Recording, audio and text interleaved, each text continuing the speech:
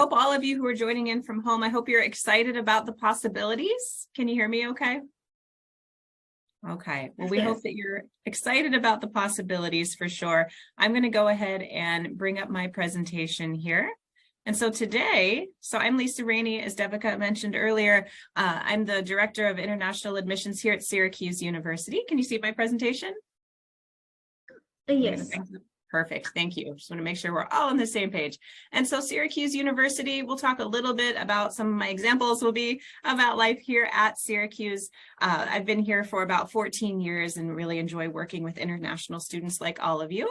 Syracuse University, as you might know, medium-sized campus in upstate New York, so very different weather than my friend Morella experiences in Florida for sure, although it's a beautiful sunny fall day, nice and warm here today, but there is a little bit of snow in the forecast, so it is coming, but we're excited about it. So today I'm going to be talking a little bit about sort of hallmarks of the U.S. undergrad experience. Again, some examples specific to Syracuse, some sort of generally what you might expect. You know, I can't speak to what it's like to be a student at a campus, a college campus in India or other countries, but my goal today over the next few moments is to share with you some things you can expect if you were to come to the U.S. and study at a university here, academically, campus life, and otherwise. So lots to talk about, okay? University campuses are communities. That's the big word you're probably going to hear from all the admissions officers you may be interacting with at this time of year. So that means that most students will live on campus, which may be different or similar to what you might experience at universities near your home. Students join clubs, organizations, teams. They're very involved in their academic experience, of course, but that part of that campus community and belonging to organizations, extracurricular activities that you hear so much about, that is typically a big part of the daily experience that university students have in the U.S. You might volunteer on campus. You might volunteer in the city where you're studying and kind of get involved in the local community in that way. One of the biggest differences from American universities, and certainly here at Syracuse too, is a flexible curriculum. So for those of you who are interested in a specific major, and this is what I want, that's great. For those of you who may need some time to explore, that's great. Most American institutions are going to give you the flexibility to explore your options. And that's probably one of the biggest differences that you'll see is the ability to add majors, change majors, sort of alter or adapt your academic plan over the 4 years that you have at a university. So that's a big appeal for many students, is having that flexibility in the curriculum. You also want to think about, as you think about a campus that will be a home for you, not just the campus, but what is it like off campus? What kind of community are you in? What kind of weather is it? Do you want a big city, a small city? Do you want to be in an urban setting? Think about the qualities of a community that are important to you.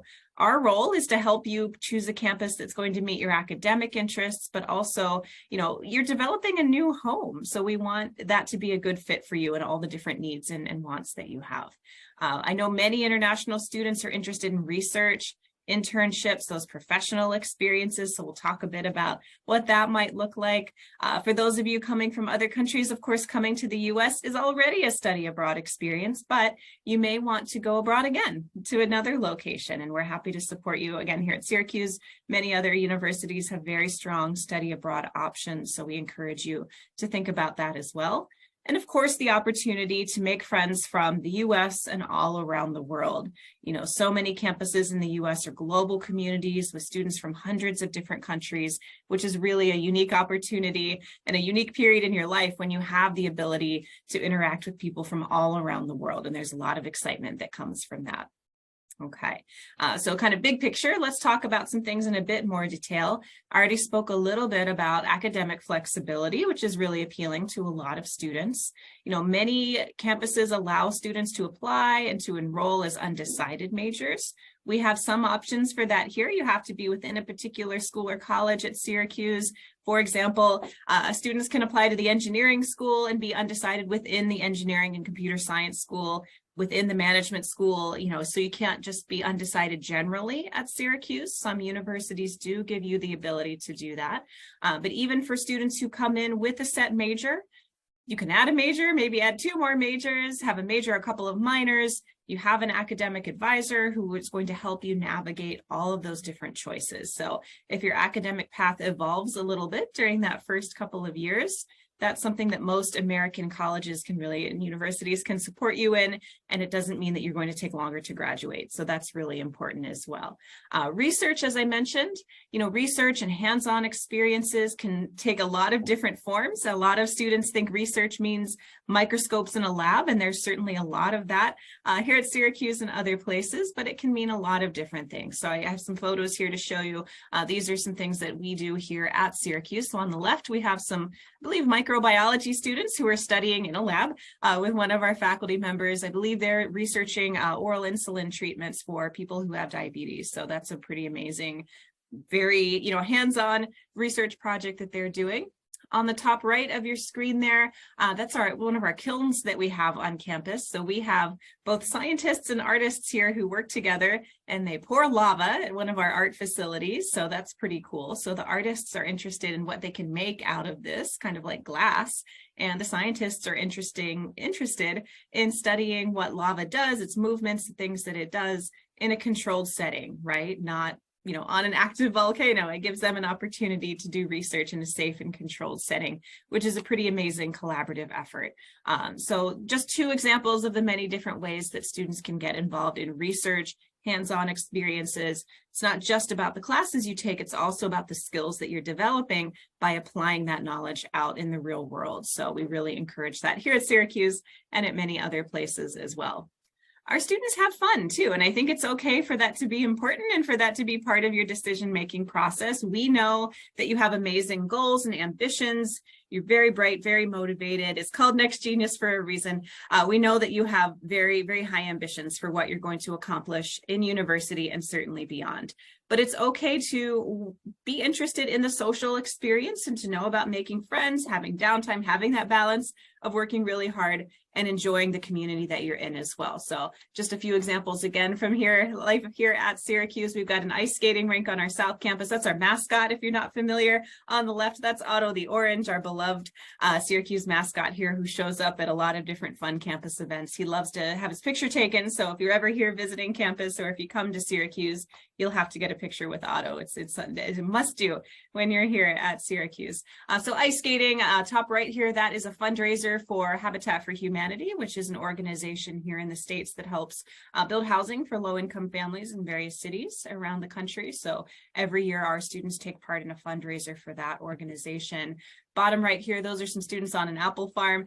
Syracuse is in a city, but we have really easy access to beautiful countryside, hiking trails, apple farms, pumpkin farms, all of that. So it's great to know that you can get off campus, take a break, recharge, have a little balance, and then come back ready to get back to work when you get on campus. So we want you to think about that. What are the things that are important to me aside from academics, so that you can have that balance in your life to take care of yourself, so that you can do that best level work that's so important to you. And a lot of what a campus should offer you will require a little reflection. And so much of the application process is about your reflection. So I hope you're all kind of in the midst of doing that already. But what are your needs and wants? What do you need to get and to benefit from the university that will be the best fit for you? There's so much variety in universities that you have to choose from here in the US. So you want to think about, do I want an urban setting, suburban, rural? Do I want a smaller campus? Do I like the idea of a bigger location? How close do I want to be to shopping, restaurants, cultural resources on campus, but also in my community? Outdoor space is important to a lot of the international students I work with. A lot of people are coming from really huge cities and they want something maybe a little bit different. So where can I get outside? Where can I get some fresh air? That's often something that comes up. Maybe your faith-based community is important to you and you need to know what those connections and opportunities are. Of course, academic flexibility, as we talked about, and having a global community. That's important to many international students. I've met with some who say, you know what, I kind of want to go to a place where, there's not a lot of international students, and I kind of stand out for that reason. Other students, it's really important to know I will meet people from India, I will meet people from my part of the world, and have a little bit of community there waiting for me. And that's up to you, what really is important to you. So that soul searching and that reflection is really important. And of course, always that support for research, internships, career development, all the great things like Mirella talked about a few moments ago. We want you to have a great experience, but we also want you to be, of course, successful in your careers. And that's kind of what all of these things are building towards, is helping our students become very successful in their careers, both as interns, so while they're students, but definitely beyond as well. Okay, so a few photos here, just to illustrate some of those things that I told you about. These are from campus. So the top left is a photo of kind of our campus looking out over the city of Syracuse, some small towns surrounding our campus, not too far away.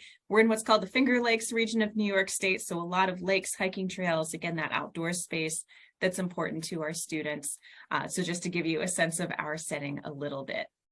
As far as differences, yeah, I kind of included this because I think it's helpful to know. I don't know how the schedule might compare what you might expect at American universities to other countries, but a lot of students, it takes a bit of transition because you're independent. You have to manage your time very differently on a university campus because you won't have courses that start, 8 a.m. to 2 p.m. or whatever your schedule might be like at your secondary school.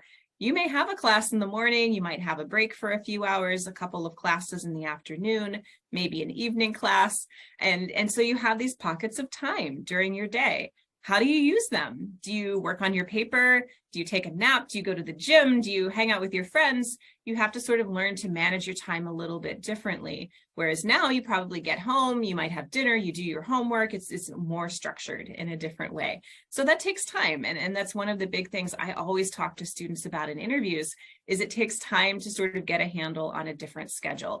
Not to mention time zones and cultural differences and all the other things that you might be navigating in those first few weeks. Managing your time will look a little bit different. So be patient with yourselves. It's definitely a process, and it's something that everyone goes through and kind of adapts to as they arrive on campus. Now, as I mentioned earlier, most universities are residential in the US, not all of them, but many are. So you might experience living on campus. I would say these two photos that you see here, they're pretty typical first-year residence hall experiences, fairly comparable to what you might encounter at most American universities. So having a roommate might be something that you've never experienced. So that's something that you should be prepared for if you're looking to come to the US. Dining hall food is going to be different than home cooked food for sure. So that's something to be prepared for. Usually students might not have access to a kitchen in the first year, but after your first year, maybe you're living in an apartment or on-campus housing that would have access to a kitchen. So if that's something that's important to you, know that that may be an option a little bit later on. But these are, very much what you might be able to expect for that first year.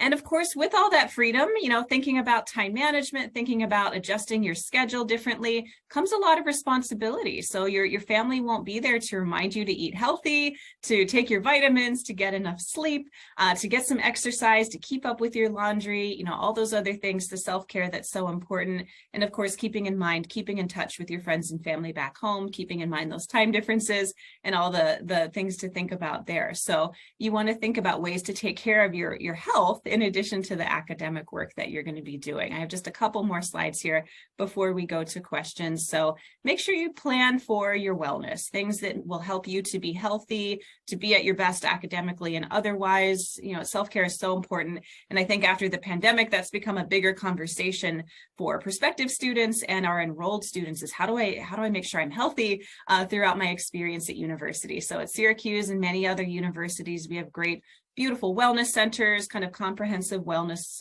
services, including, of course, a pharmacy on campus and having nurses you can come talk to. We have here at Syracuse expanded mental health counseling services. So I think that's really important to take advantage of.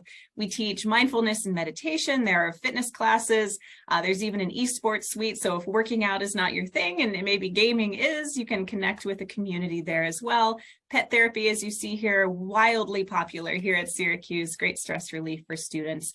So really mind and body wellness kind of across the board. So we want you to think about what you need, kind of the infrastructure you need and support that you need to be healthy and to perform really at your best while you're with us. So again, kind of bringing it all together, you've got great options when you think about universities in the US that will be a good fit for you. So think about your priorities and goals. What do I need to be successful? What are the priorities that I have to really have the best campus experience I can have? So I hope that gives you a glimpse into what you might expect coming to the States. And I will go ahead and unshare my screen so we can go through any questions that you might have.